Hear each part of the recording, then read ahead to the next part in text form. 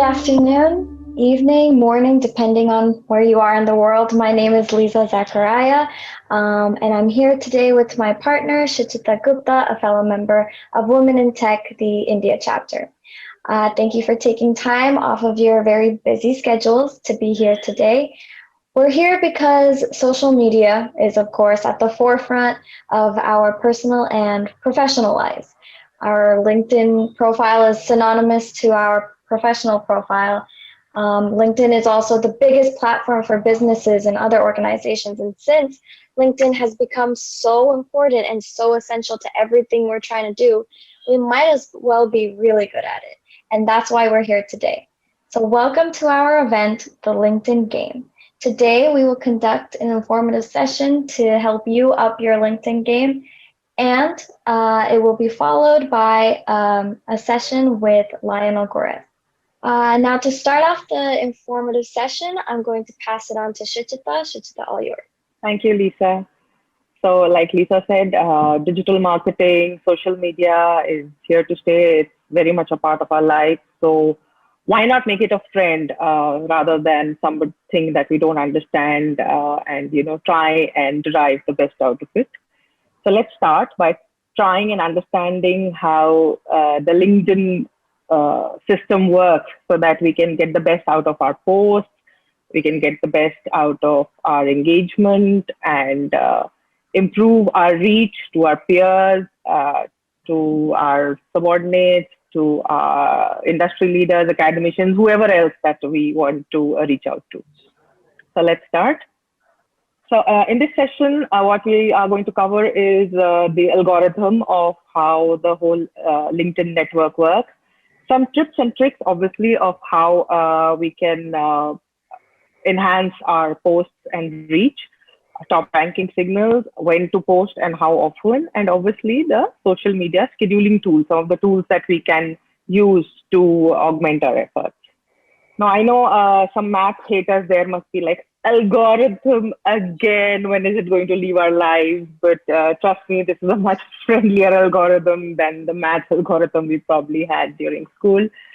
So what LinkedIn tries and does is rank our post to predict how well our post is going to do. So what they do is it pushes the post initially to a very small sample of our audience and waits to see how the engagement is going. And depending on how that first test goes, then it decides whether to push it to more people and continue testing or just stop showing it in the feed altogether. So obviously then it becomes very important of how we perform in that first test to be able to go to the second step. So when we post, LinkedIn puts the content into one of the three buckets, spam, low quality, and high quality. Getting rid of the spam, as you see in the next slide, is pretty easy. All you have to do is use good grammar, use multiple links, don't tag more than 5 people, don't post more than every 3 hours, don't use hashtags like follow or like or comment, and we can very easily escape the spam folder. But then now, high quality versus low quality, how do we ensure that obviously we land in the high quality? So we should only tag people if we know they're going to respond. Typically use around 3 hashtags, one a very broad one niche, and the third very niche, which kind of is very unique to your business or your post or your expertise, as to say. Then format your post so it's easy to read. Obviously, try and go niche versus broad topics, because that's where your experience and your insights are going to give the post a very unique edge, which will not be found in anywhere else. Post things that encourage a response. Then don't use outbound links. We're going to talk about it more during the course of our presentation. And use very strong keywords, which are again going to attract the people who follow those particular keywords. Next is, as we said initially in the algorithm, is first the LinkedIn tries and pushes it to a small set of audience to see how it engages. So that is called the golden hour. So what do we do in that golden hour? It's needless to say very important to your post. So some of the do's and don'ts is obviously post at a time when you know your followers are online. Always asking a question for engagement is a good idea. Interact with other people's posts in that golden hour, because when people see your engagement, they are very likely to go back to see what you have posted during the day. Follow a consistent posting schedule, because then obviously if somebody is following you, they know when to expect it and the engagement will increase. And definitely respond to anybody who's liked, commented, or engaged with your post. The don'ts are obviously then just don't post and forget. Otherwise, you become a ghost. You have to tag people only if you know they're going to respond. Otherwise, it's just not a good sign. And don't go back and edit your post, because LinkedIn then just drops it in their ranking. Obviously, you have to constantly re-engage with comments and interactions, because LinkedIn is all about networking. So if you're not going to engage with people, then you're not networking. It will become a monologue. You post something, you forget about it, there's no engagement. And so re-engaging with comments and interactions is very, very important. There are obviously three ranking signals: our personal connections,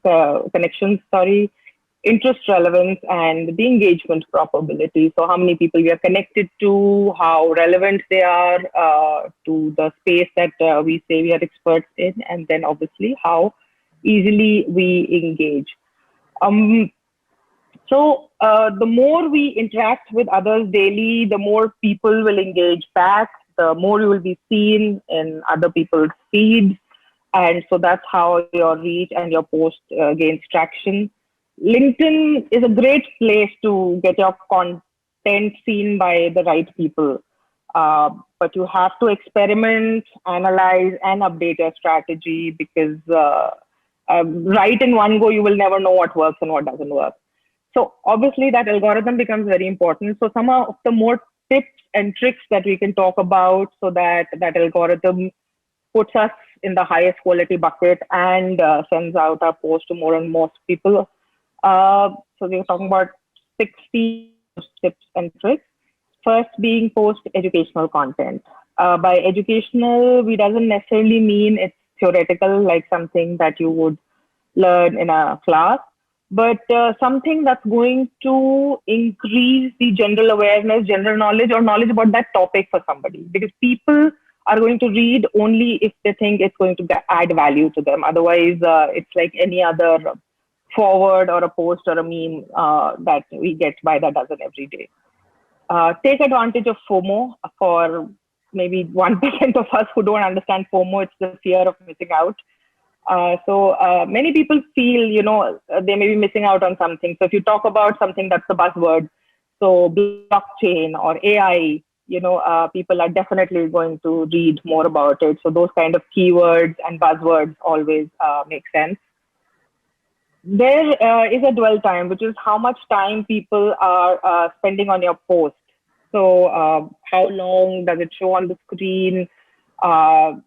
We know that there are initial 2-3 lines before our post, and if you have more lines, there's a see more button link if people press that.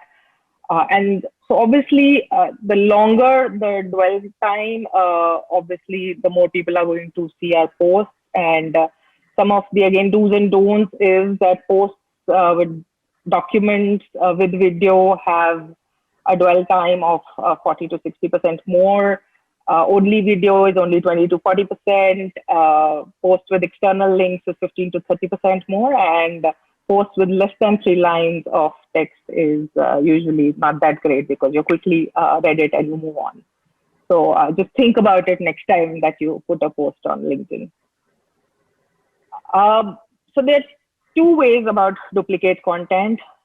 We should share other people's content, but at the same time, that should not be the only way that we are posting, because LinkedIn can identify that it's duplicate content and it's rated poorly within the LinkedIn algorithm.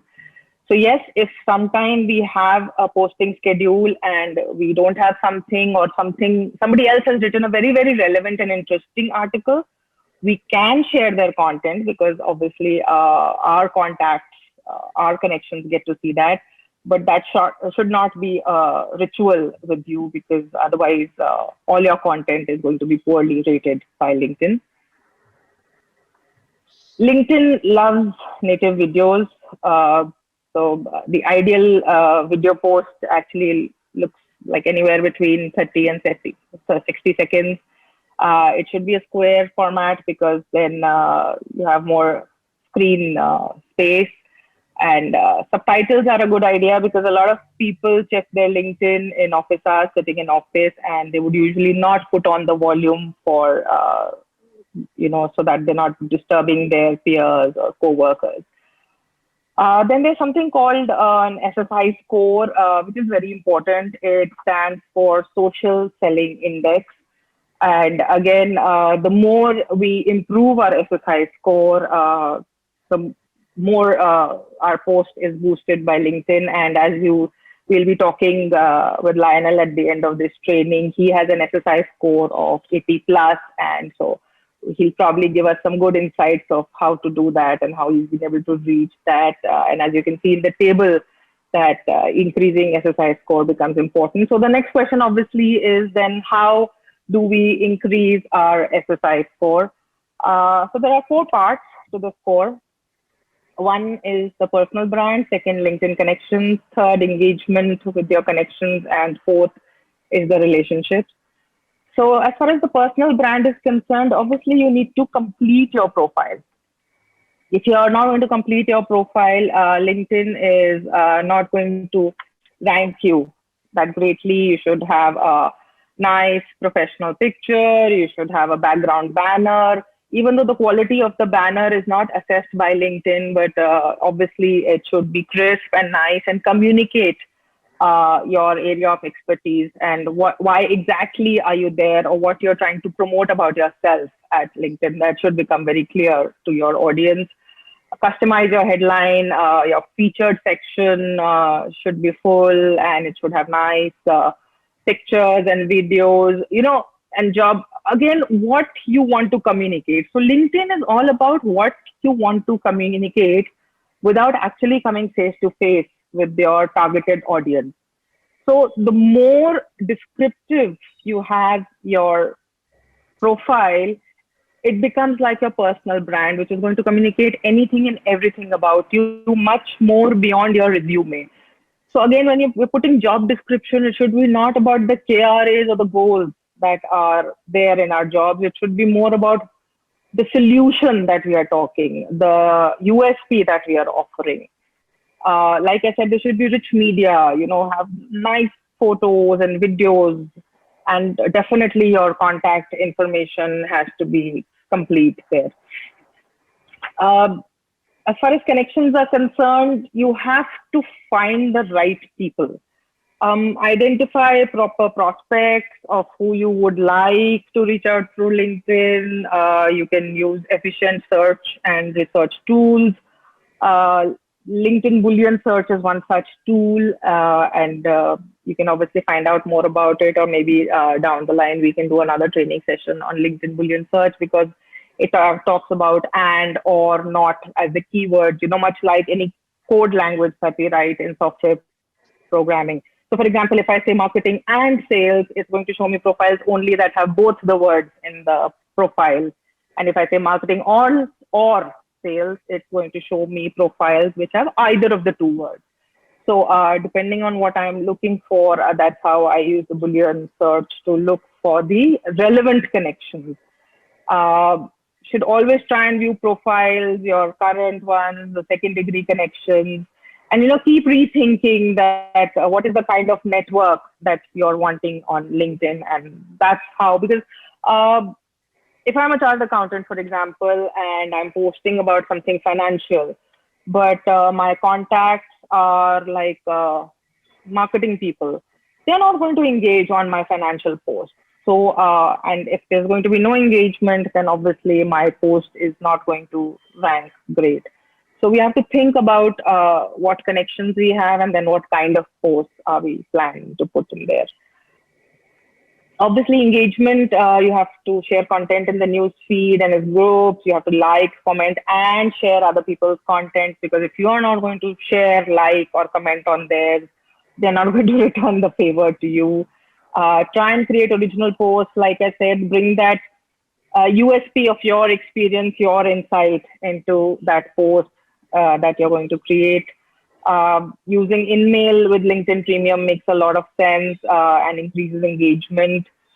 Always respond to your notifications. Otherwise, again, it's like somebody's talking to a wall, because if they're talking to us and we're not responding, it's as equivalent to that. And relationships, connect with new people through a personal message, because otherwise it becomes a very cold call kind of a thing. If you really want to make a relationship out of your connections, then there has to be a personal touch to it. And so similarly, send welcome messages, engage on your connections activities, and record a baseline of your exercise course, so that you know once you've started doing some of these things, where did you start and where have you reached today. Hashtags, we've spoken about this earlier, where I said that in the algorithm, 3 hashtags are ideal: one broad, one niche, and second very niche. So any post with less than 3 or more than 10 hashtags work adversely and do not work in the favor of the post. You should try and use hashtags with a high number of followers, because obviously that has a positive effect on our reach. And hashtags should be niche and very niche, because that's what allows your post to be searchable. So again, like I said, if I'm talking about AI and if I have not put a hashtag AI there, anybody searching with any articles or profiles with AI, if they tap AI and it's not a hashtag in my post, they won't never be able to see my post or my profile. Using LinkedIn features is a good idea, because that is something they've integrated very well within their algorithm. So when we use any of these features, there's a chance that our post will be ranked highly compared to the others, and it'll be boosted. So whether it's the LinkedIn stories, videos, polls, name pronunciations, carousel images, video meetings, and so on and so forth. Over to you, Lisa. Yeah. So the next point we have is to optimize with LinkedIn Analytics. If something performs well, you should replicate it. So that's where LinkedIn Analytics becomes very useful, because we can use it to understand which of our posts perform well and why. Because it could be for different reasons. Maybe it's because you posted them at a specific time, or maybe because your posts all posed a question. It can be different, and whatever it is, find out and use these insights to refine your LinkedIn content strategy. The next point is to be personal. According to LinkedIn, authenticity is key. Assume a brand voice that's friendly and approachable. Don't use too much corporate jargon that can deter LinkedIn users.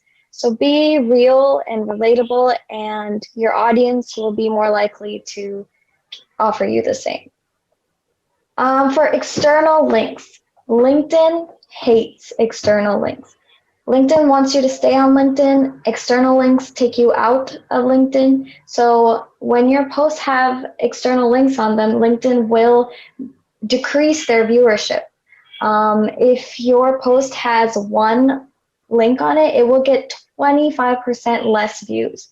If you're going to post something with more than 3 links, don't even bother, because your viewership goes down exponentially. But if you really need to post external links, the best way to do it is after you've posted your post without the external link, you can go back, re-edit, and then include your external link. A lot of people used a method called the first comment method, where they put the external link in the first comment. LinkedIn will know, and LinkedIn will find out and decrease your viewership. So that doesn't work. The next thing is to track your performance. LinkedIn does not want more than 2 pieces of content from the same author in the same timeline. So when you post your second message in a day, LinkedIn will want to test it. And this will make your first post less visible in the timeline. So if your second post scores well, your first post will get an average of negative 50% viewership. So a tip is to see if your post has high engagement and don't post until your content experiences a serious drop in engagement. Yeah. So as Shachita said, LinkedIn has ranking signals. The first one is personal connections. They determine which posts are personally related to the LinkedIn members. It considers who you've interacted with directly through comments, shares, reactions. It also considers information on your profile, such as interests and skills, and members you work with. The second one is interest relevance. You may be personally connected with someone, but that doesn't mean you enjoy the same content. And for this reason, LinkedIn algorithm measures a post's affinity to the groups, to the someone's interest based on the groups they're in and the hashtags they follow, the people and pages they follow. The third one is engagement probability. Interaction is key to the success of the algorithm's performance. First, the algorithm evaluates the likelihood that you will share, comment, and react to the post. And secondly, LinkedIn asks if the model can take into account timely feedback to content creation. As for when to post, as you can see here, most clicks and shares are Tuesday, 11 a.m. to 12 p.m. The worst time for LinkedIn is 10 p.m. to 6 a.m. When people usually sleep, and the beginning and end of the weekend.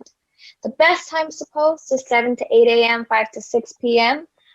This is because a lot of people use LinkedIn on their commute to work. The peak time of use is 12 p.m., lunch break, and 5 to 6 going home. So how often do you post on LinkedIn? LinkedIn says the ideal amount of times you should post is every workday, at least once. We understand that this can be quite difficult to create content and post it every day. So that's where content scheduling comes in. Content scheduling is basically a set of tools that help you to schedule your content. And nowadays, content schedulers, they even help you create content. So these are some of the social media scheduling tools that help in content scheduling. We've collected the most popular ones as well as some of the newer ones. The top rated out of all of these are Social Champ, and the most popular is Sprout Social. So each one is different. Each one has different features that the others don't. So it really depends on what you need and where you lack. So it's all these tools are great and certainly worth checking out.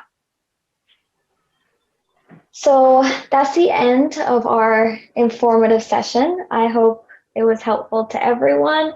We have an issue of the LinkedIn game coming out. This is a PDF guide that kind of like goes over everything we've talked about. We wanted to give everyone something they can go back to and refer to at all times, just pop through the guide before you post something on LinkedIn. Something to make all our lives easier and up our LinkedIn game. So this will be coming soon and will be announced on our social media platform.